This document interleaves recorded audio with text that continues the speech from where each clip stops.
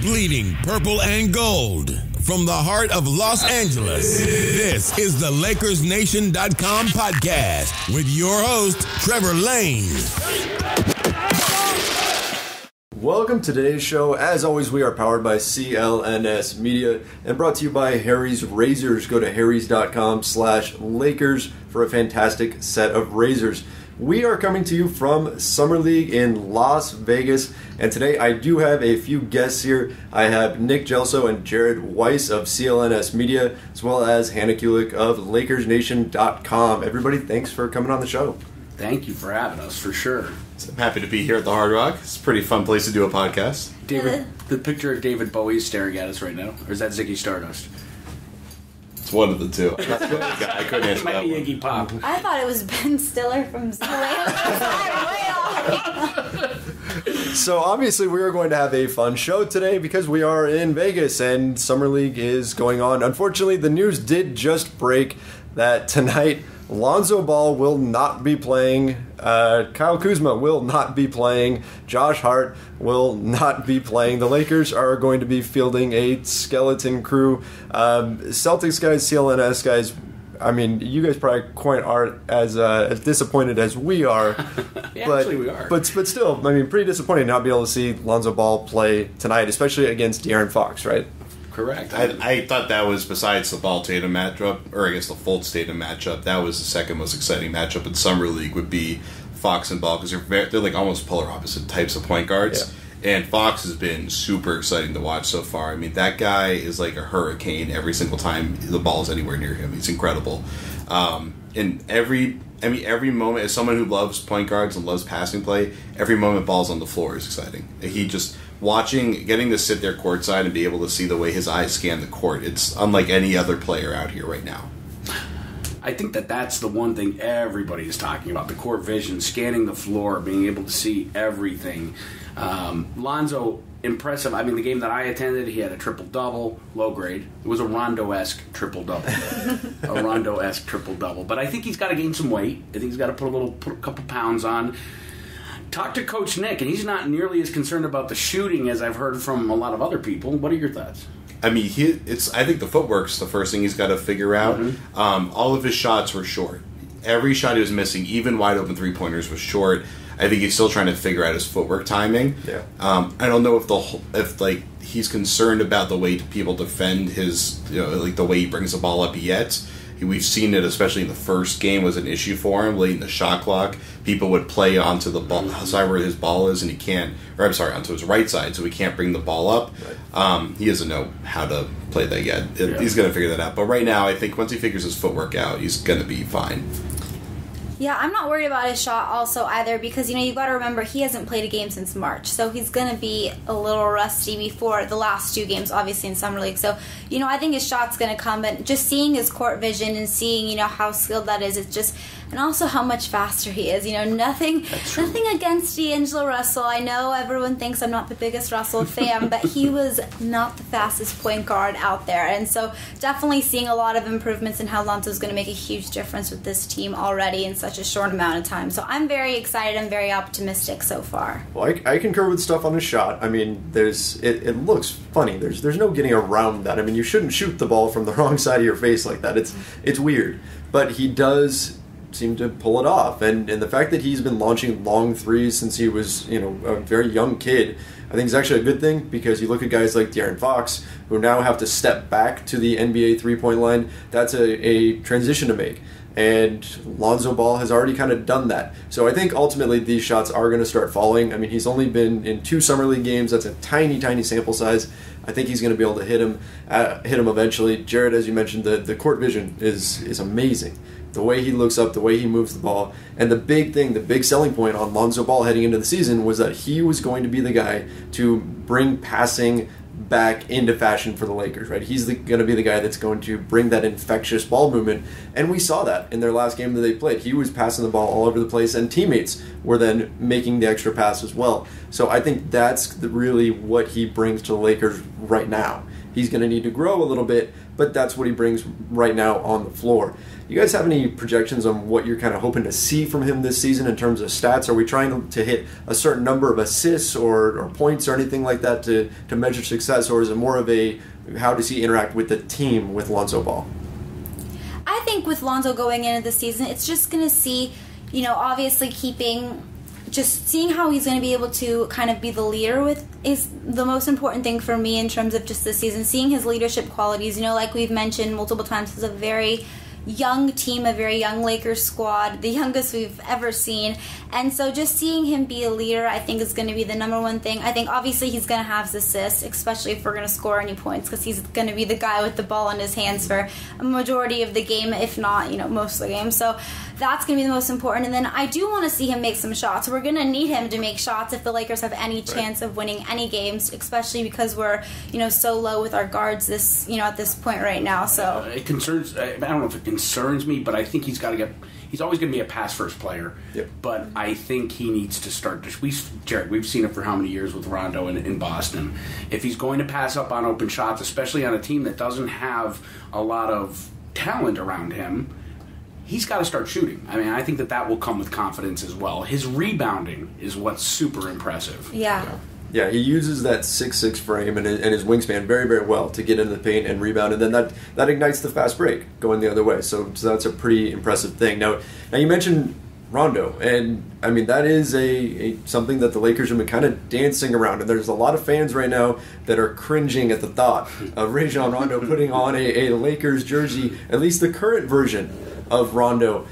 You guys having so much experience, Nick and Jared, with Rondo, what's your take on the Los Angeles Lakers potentially adding Rondo specifically to be a veteran mentor?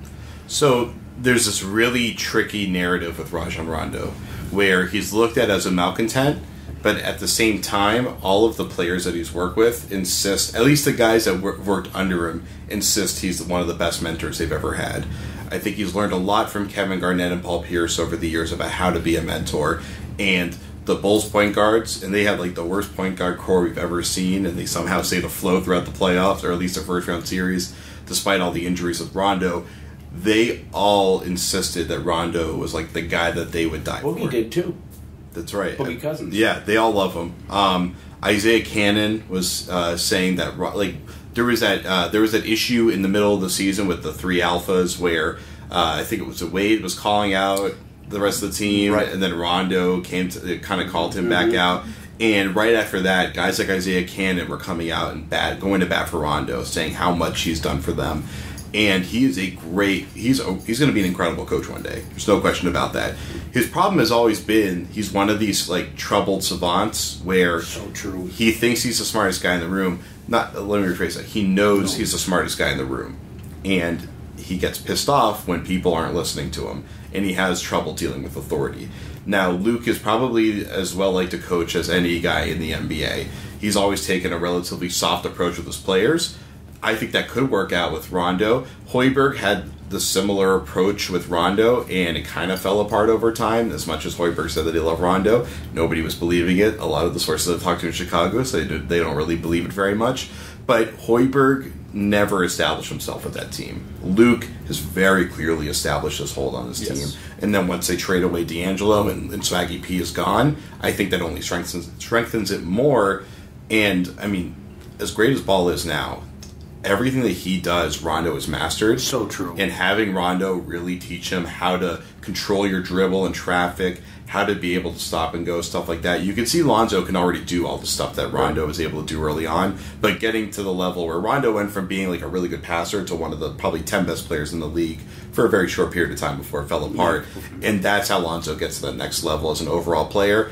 Figuring out a shot, Rondo's not going to be able to help him with that because Rondo's shot is as broken as Lonzo's is, but Lonzo at least can hit it. I'm not worried about his summer league performance very much there, but I love the idea of bringing in Rondo for a 1-year deal or even a 2-year deal. What the hell? As long as it's a short term so that they can move off the money when they bring LeBron in next year. And I think now's the right time. I mean, Rondo, although he got injured in the first round, the Celtics lost the first 2 games of that Chicago series. And I think they would have lost that series. They would have lost that series, right. And I think we were all saying that. You were in Chicago, too, for those games. I mean, so But I do think from a standpoint of running a team as a point guard, Rondo's brilliant. He's just like Jared said, kind of like a genius savant or a basketball savant, and he could be difficult. But I think that feistiness has always been something that has helped Rondo propel when he's done well. The other thing is he's trying to resurrect his reputation. He has been now this is year 3 of his resurrection, trying to. I don't know if he even really gives a crap, honestly. You don't think? Because I think a lot of what he did in those first 2 games in Chicago, he looked like Celtics Rondo, like the good Celtics Rondo. I'm saying he doesn't care about his reputation, the public guy. Yeah. He cares about his career, obviously. Yeah. But he wants to get paid. Rondo went from being a potential max player to minimum. What is he going to make this year? What do they want to sign him to? Yeah, I mean, the Lakers have $17 million in cap space they could throw at him, but I mean, how much of that are they really going to have to use to get him? What's the market like for Rondo at this point? I mean, probably not. He's still hanging out there. There's not a big market. I mean, he could be looking at a mid-level, around 8 or so, but I don't think he's getting more than that. I'm not. Those that have been following CLNS for a long time know I am not a Rondo guy, but I like the idea of bringing Rondo in to work with Lonzo. I think it's a good move for the Lakers. Now, let me ask this, because this is my concern with Rondo and something that I've brought up on this show a few times. Beyond the personality, because I'm not too worried about that. I feel like the Lakers have, with Magic Johnson there and Luke Walton, you've got a pretty strong leadership base there to kind of corral Rondo, and if things aren't going the right way, they'll make the proper adjustments. But I'm worried about on the floor as far as a mentor to Lonzo Ball. I feel like Rajon Rondo has always been the guy that pounds the ball and pounds the ball and pounds the ball. He wants to probe into the paint, dribble back out if need be, hold on to it, wait for something to open up, and then he makes that pass that leads to a basket. And Lonzo Ball isn't really that. He's more the guy who makes the early pass. Sometimes he gets the hockey assist where another pass comes. Do you guys still think that Rondo is the guy to tutor him? Could Rondo adapt his game to? Yeah, I don't think that Rondo is going to try to adjust Lonzo's game. I think he's smart enough to be able to look at what Lonzo's assets are and build upon them. Jared, I mean, you would know better. Well, if Rondo's signing with the team, he wants to start, which means he wants Lonzo to be playing off ball, work as a 2, right? So I think it's probably. I don't think you're going to see Rondo sticking himself behind Lonzo. You don't think? You think he has a chance to start on the Lakers? Oh, sure. I mean, he was great in the playoffs last year. Clearly, his talent, his performance capability is still at a starting level. But he didn't really. He phoned it in half of the year, basically, last year. That was the issue. So you would see like a 2-guard starting lineup with Lonzo off ball. Yeah. Because Clarkson should be coming off the bench. Oh yeah. Clarkson, I think that's his ultimate role. I mean, that's going to be the best thing for him. But I wonder about that because I mean, Magic Johnson has said that he wants Lonzo Ball to be the face of the Lakers. He's the new franchise player and everything. So I don't know that they push him to the 2 if they think long term he's going to be the 1. But who knows? I mean, it'll be Luke Walton's call on that. It's a positionless NBA, right? 1, 2 doesn't really matter all that much, right? Yeah, that's true. I mean, you put them out there. They take turns initiating sets. I mean, it gives Lonzo the freedom to work off ball and get fed good looks, and then he can play make from there. Right. You know, I think that's an interesting fact that you're bringing up because I think bringing in Rondo wouldn't be a good idea for that exact reason, just because I think he's going to slow down the youth movement. And I think that's something that, you know, Magic and Pelinka have really been talking about, that this season is we're focusing on all of our young guys. And I think bringing in a guy like Rondo, if he's going to want to start and he's not going to come in accepting that mentorship mentality, then I think it's going to really hinder the young guys growing, in my opinion. That's a great point. That is.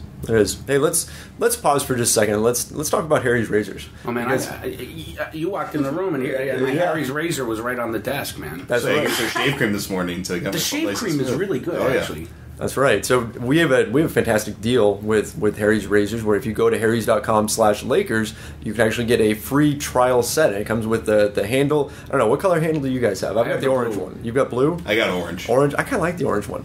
I can see it when I'm drunk in the morning. I don't even have one yet. I need to get one. We'll go to harrys.com/Lakers. I'm gonna go right after this. First thing. You can get a free trial set. Comes with shaving gel. It comes with these razor blades that are just phenomenal quality. They really are impressive stuff. So I would definitely urge fans to go to harrys.com/Lakers because they provide some fantastic razors that I've been super happy with. You guys have been pretty happy with. Yeah, I've been a subscriber for 2 years. Seriously, and I have like a backlog of Harry's razors because they come to you automatically, and I don't even care because I can now use them. You could use them like 3, 4, 5, 6 times. I use mine like 2 or 3, and it's just like painting the hair off your face. Enough about Harry. So let's get into some of the other guys. We've talked about Lonzo Ball a little bit. Okay, we talked about bringing in Rondo, but Summer League has also been just buzzing with the performance of a guy that you guys know pretty well, Jayson Tatum. He has been really impressive and is perhaps making Danny Ainge's move to actually trade out of that number 1 pick look pretty good at this point. So what's your take? Why don't we start with Nick? What's your take on Jayson Tatum at this point? I will outwardly say I am in love with Jayson Tatum, and I'll put the heart-shaped emoji on the side because he's got an NBA body already. He's proving his basketball IQ is really high. So it's overset at this point, but his footwork is incredible.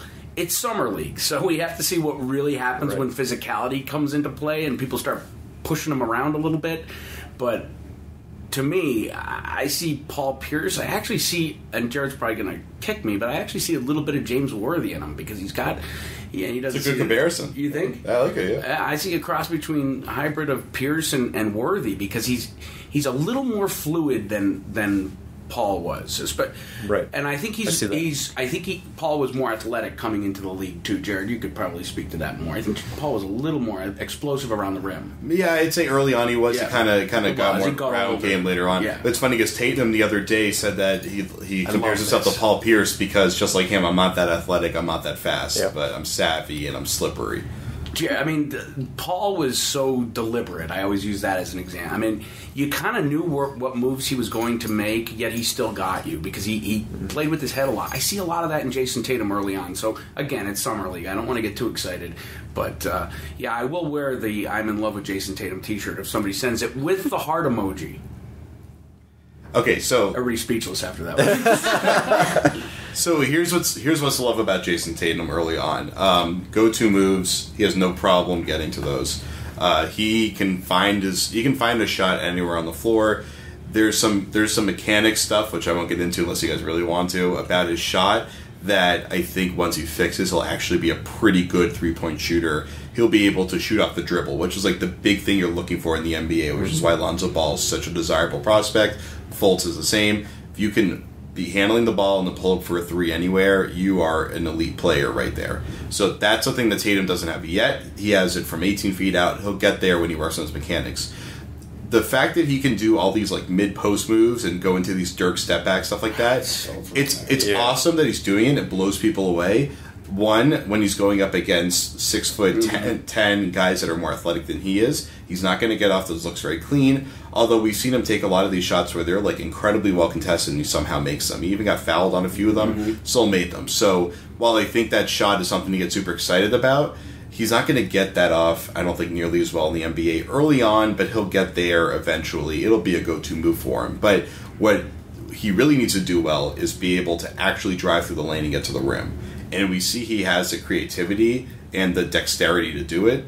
He's mostly a right-handed player. And the 2 big goals for him coming into the league is bulk up. Just get big. He's got this really wide frame to build off of, but he's super skinny.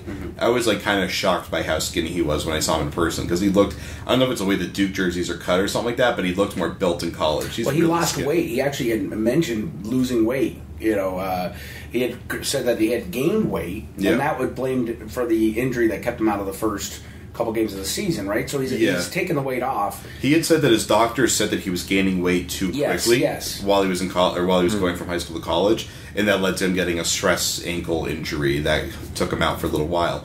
But, I mean, once these guys get to the league, they almost always get big. I mean, look at Giannis. Giannis looked like a bunch of tree branches strung together. And now didn't ESPN, like, do, like, a cover shoot where they said, like, he's the most perfect physique of any player I've ever seen. So, you know, Tatum can get there. They have a good track record in Boston of bulking these guys up, so I'm not worried about that. What I'm worried about is him having basically defenses studying him, seeing that he likes to either go right or try to do like a scoop layup, like reverse if he's trying to go to the left side, and they're just going to keep pushing him to his left. They're going to hit him, they're going to force him to his left, and then he's going to get nervous and have to bail out or turn the ball over. That's when you start to see that these guys are really rookies, and that's where he develop. Those are the big areas where he needs to really develop his game. And that's something that we'll probably see, you know, quarter of the way through the season once teams start to really get their scouts looking at him and making recommendations to the team. So it'll be something to watch. I think that right now, you look at the NBA and we have so much discussion about good shot, bad shot. Right, we have so many people that say, "Oh, you want to make sure you're an efficient scorer. We don't take bad shots and things like that." Look at Steph Curry, right? He's made a living off of making bad shots. Yeah. Nick Young is a bad shot maker, and I think Tatum potentially could be the next great bad shot maker. You look at a lot of the shots he's taking, you're going, "Oh, that's a terrible shot to take," but he hits them. So we'll see what ends up happening with him. That was the story with Paul Pierce for 15 years in it was. Boston. Yep. He would take incredibly contested three-pointers. With these guys, when they're in rhythm, they don't notice the guy in front of them. Do you think Swaggy P's ever seen a defender in his life? No, he just sees the rim. He's never seen a shot he doesn't like. Exactly. But with guys like Swaggy P and JR, these like Jamal Crawford, all those guys, the real professional gunners, they don't notice the defender there. They get into their move, they see themselves in the gym, and they fire away. And they don't care they don't care if it's a bad shot or not. Once they feel they're in rhythm, they feel like it's a good shot. That's usually the difference between a great player and a mediocre player, is that they actually are making the right decisions and taking the right shot. I mean, I still think Swaggy P is the greatest player of all time, but that's my personal opinion. But the definition of a good shot is relative. In general, it has to be behind the three-point line if you're taking a deeper shot because you're wasting a point. If you're taking it from 18 to 20 feet in general. But for all these guys, for some guys, a contested step-back three is a shot they're comfortable with, and that's as good a shot for them as an open corner three from a mediocre player half the time. Sure, absolutely. Now, it all depends on who's taking that shot, right? I mean, that's the determining factor there. So let's talk a little bit about some more Lakers players, since this is a Lakers podcast and all. Hannah, we were talking a little bit before about how some of these guys have really looked good, and you and I actually talked on a previous podcast about Kyle Kuzma and how he was kind of a controversial pick, that a lot of people had him ranked much lower on draft boards. What have we seen from him so far that it seems like the narrative is already changing from him? Oh, yeah, I've loved what I've seen from Kyle Kuzma so far this summer league. He's been a guy, the first game he played well. He played very well. I think he had like 9 points, 5 assists, something around there. He played very well, but he didn't play that many minutes. But Saturday, he really got his shot, and he was unbelievable. I mean, he was hitting, 5 for 10 overall. I think he was... 12 for 20. Yeah, 5 for 10 for 3, 12 for 25 overall. I mean, it seemed like every shot was a dunk. Yeah. He had a lot of dunks, and I think he was really benefiting from Lonzo's court vision and his passing. Yeah. Setting him up. And he played great defensively, too. I mean, he was on Jayson Tatum for a part, and I thought he played really well defensively on him. I think that's a great point, because as much as I was impressed with his offense, right, his ability to step back and shoot the three, which we didn't see so much in college, just a little bit, but he wasn't as efficient. But it's the way he switches on the floor. And you look at the way the NBA is going, that could be a very, very big thing for the Lakers, to have a kind of defender on the perimeter that can switch pretty much everything. And, I mean, I know Celtics guys, you guys are used to seeing Jay Crowder do that kind of stuff. Avery Bradley, R.I.P. Avery Bradley. Sorry, heading off to Detroit. But hey, you got Gordon Hayward. But seeing the switches, it's something that I'm excited about with Kuzma. I've been pretty impressed. You guys from Outsider's Take, you guys see the same thing? I'll let Jared go. I already said it. He was really impressive to me. I mean, I got to see him in that one game against the Celtics, and he killed them. I mean, I'm probably a little biased towards how solid he is. He works the baseline better than I expected. That was good to see. He's bigger than I expected. That was good to see. He looks like a multi-tool player that the Lakers really needed to complement Larry Nance, or really just to have one of those guys will turn out to be effective for them. But his skill set, I think, is more well-rounded than a lot of people expected. I guess that's something the Lakers saw in him, and he showed it off at the Summer League. What I liked was his consistency throughout the game. He was going ham in the first half, kept it together, really showed up at the end of the game there. And a lot of these Summer League guys, they go too hard early on, and then they lose steam at the end. And then usually at the end, that's where like the real playmakers show up. Really, the guys with experience from either previous years in the NBA or previous years in college of closing out games, they show up. And he really showed up. Yeah, and he played very poised and very calm. It didn't look like he was forcing anything. He really played like he was like a seasoned player, honestly, in my opinion. I was really impressed. I know you, Nick, want a Jayson Tatum shirt. I want a Kyle Kuzma shirt. That's what I want now. Well, I got to say, too, Lakers fans, because you said that the pick was a bit controversial. Yeah. I mean, every time he touched the ball, it was great to see Lakers fans cheering him on. It reminded me when they, remember, I don't know if you guys are old enough, but you do Michael Cooper. Coop, right? And it was very similar. Obviously not the same player, not the same, but Remember even back in the 50s when the Celtics fans would scream Coos. That's the same, very similar. I wasn't there for that one, though. No, me either. Believe it or not. the Lakers now have Kuzma, Luke, and Zubats, and you get the Luke. You get Zoo, right? I mean, it's going to sound like they're booing all game. Well, then, quite honestly, Lakers fans were saying that. Like, some of them were turning around and saying, why are they booing him? They're like, no, they're saying cool. It was great to see. I'll tell you what. I mean, I've watched many Lakers games in L.A., and your fans here at Summer League have been so impressive, and, I mean, I'm starting to get a little nauseous from all the purple and gold I'm seeing everywhere, but it's great to see real Lakers fans here. It's like the down and dirty Lakers fans, and it's nice. And they were vicious in that game on Saturday. It was like the Thomas and Mack Staples Center. I mean, it was an intense game. It was awesome. Well, that was the first game that has ever sold out in Summer League history. I mean, the game was sold out. They're turning people away. That's incredible that they're having that kind of a response for what's been a bad team. Yep. So, I mean, the Lakers fans have definitely traveled well. The enthusiasm is there for the Lakers, too. Just because, I mean, Lonzo brings that, and it was funny because they put on the Jumbotron, the Lakers fans, everybody cheer, and that they put the one or two Celtics fans on the Jumbotron, and it would be boos, you know? Yeah. So I'm sitting there going, this is not how I remember Lakers fans to be. So these are the real Lakers fans, man. It's great to see. Yeah, let's talk a little bit about just the general atmosphere here at Summer League. It is different than what you see at a normal NBA game. Obviously, the Lakers fan base is pretty rabid, but I've seen a lot of jerseys just walking around the hotel. I saw a couple of Milwaukee Bucks jerseys representing here. I've seen a few Golden State Warriors jerseys. Can I tell you the funniest jersey I saw today? Yeah. You might want to cut this out, but as I'm sitting at a slot machine...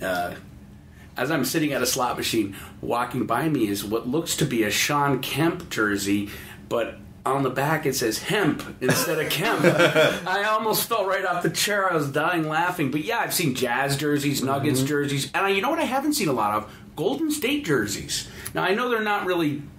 I've seen a few Golden State jerseys. I saw two this morning. Two, okay, but how many Lakers did you see? How many Lakers jerseys did you see everywhere you turn around? It's probably 10-to-1 ratio. Lakers to anything else. To anything else. You know, the best jersey I saw the entire Summer League was someone took a Shannon Brown Lakers jersey and they taped over the one and they covered the round with all, so it said ball number 2. The best jersey I've ever seen in my life. It was just like really shoddy, like yellow tape. It was incredible. I saw somebody actually did that with a Kobe jersey. They great. Turned Bryant into Ball, and I thought that's a little bit of blasphemy right there, right? There's another Bryant on the team. Yeah, I know, but you should have changed the number. Yeah, they could have just changed the number to Thomas Bryant, but I guess they wanted to support Lonzo Ball, and so they went that route. And I got to say, I'm actually really disappointed. I don't know about you guys, but when I pack to go to a place like this, to like Summer League, I take a bag and I just start putting clothes in it, and when it's full, I'm done packing. Did you put your Harris razor in it? I did. Okay. I brought that with me, which is the first thing.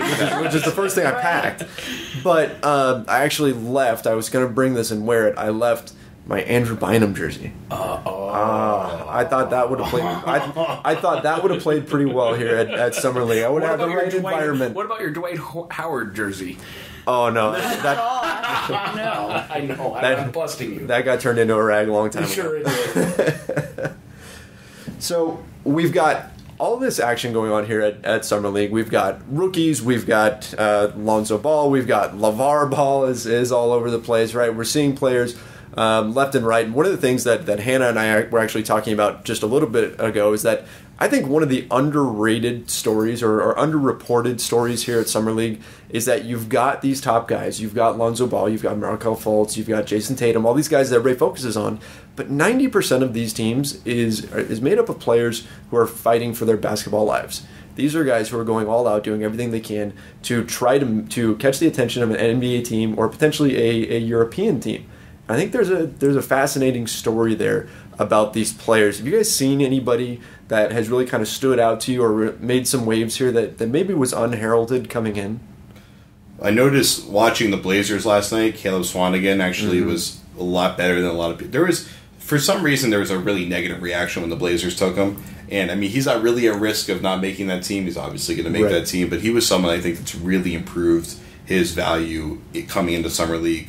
Going up against Ante Zizic yesterday for the Celtics. Zizic was having some issues, which I wrote about.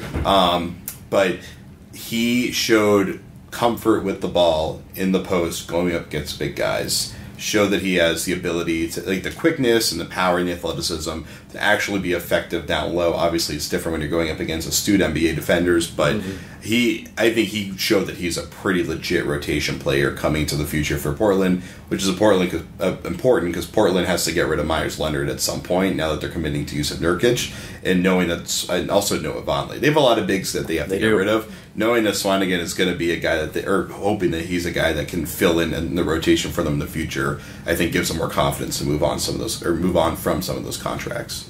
Sure. Yeah, and we were even talking about I don't know if you guys saw the first game the Lakers played. I know, Hannah, you saw it, Lakers against Clippers, and Kendall Marshall actually wasn't bad. He's one of the older guys here at Summer League, but he kind of reminded everybody that he could play again. Do you think he played well enough to where maybe an NBA team could give him a shot, or is he done as far as the NBA goes? I mean, it was very shocking for me to see that he was their starting point guard, because I remember him playing for the Lakers, and he played very well for the Lakers, and he's played in the NBA, and it's just very humbling to always, when you see a guy, I know it feels like a lifetime ago, but he's only 25 now still, so he's still young, but he is one of the older players in Summer League. When you see a guy like that who's been in the NBA and he's just still fighting for his shot, it's definitely very humbling, because, like you said, we really focus on the stars. We focus on the Jayson Tatum and the Lonzo Ball and, Fultz, but at the end of the day, most of these guys are really fighting for their chance to be in the league or play overseas, so it's really definitely interesting. Speaking of the Clippers, so I flew in with the Clippers from LAX. It's one of the weirdest flights I've ever been on. I was talking to a friend that works for the Clippers ahead of this game, and he was like, I don't know who's going to guard Lonzo. And I thought Kendall did a damn good job on him. I mean, clearly. Yeah, Kendall has had this really weird career where he came into the draft with these kind of question marks, and he just hasn't stuck with anybody. And you watch him play, kind of not at the same level, but reminds me of Rashad McCants, who bounced around the league for a long time. Everybody that's known Rashad McCants thinks that he could have been like a Kobe Bryant level scorer, or J.R. Smith when he was in his prime level scorer. I mean, he was an incredibly talented player, but there was just something going on off the court. There's a lot of stories. I'm not sure how much of them are public, so I'm not going to say them on the pod, but there are a lot of issues that he had, and I get the feeling that's the same thing with Kendall Marshall, and there's a reason why he's not really sticking around. Consistency obviously is an issue, but it reminded me, going back to your question before, of another player that has really had a good summer league so far, Bryce Johnson. Yes. Has been awesome for the Clippers so far. And he went up against, I think he was going up against Thon Maker, if I'm not mistaken. I'm probably wrong, but whatever. He's going up against somebody, or maybe it was Zubac. But I was just blown away by how much he was physically imposing himself. He's grown a little bit. He's beefed out a little bit. He is athletic. He's got good footwork. I think his footwork's really improved. And the Clippers, the guys I was talking to, and the Clippers staff are really excited about him. They really think he's going to be a rotation player now. And a lot of other independent people I've talked to seem to agree. I think he might be one of the people that's benefited the most from Vegas so far. Agreed. Yeah, I mean, he was phenomenal. Lonzo Ball definitely isn't going to be forgetting him anytime soon. After that baseline spin and dunk, that was nasty. Well, we've covered a lot here today. We've talked about some of the top rookies. We've talked about Lonzo Ball, of course, and we're all disappointed that he's not going to be playing tonight. But he came back in a big way after having a rough opening outing. He's definitely brought some more life to the fan base, and people are really excited about him. We talked about Jayson Tatum and everything going on here at Summer League, and this is just such an amazing environment. So first of all, thank you guys all for coming on the show today. Really appreciate you taking the time out of a busy Vegas schedule to chat about, Lakers basketball mostly, but Summer League basketball as well. Oh, it's thrilling to be here, honestly, and so glad to have Lakers Nation as part of the CLNS extended family. So thank you guys. I'm off the Thomas and Max. Go watch the basketball. Yeah, I'm ready to go.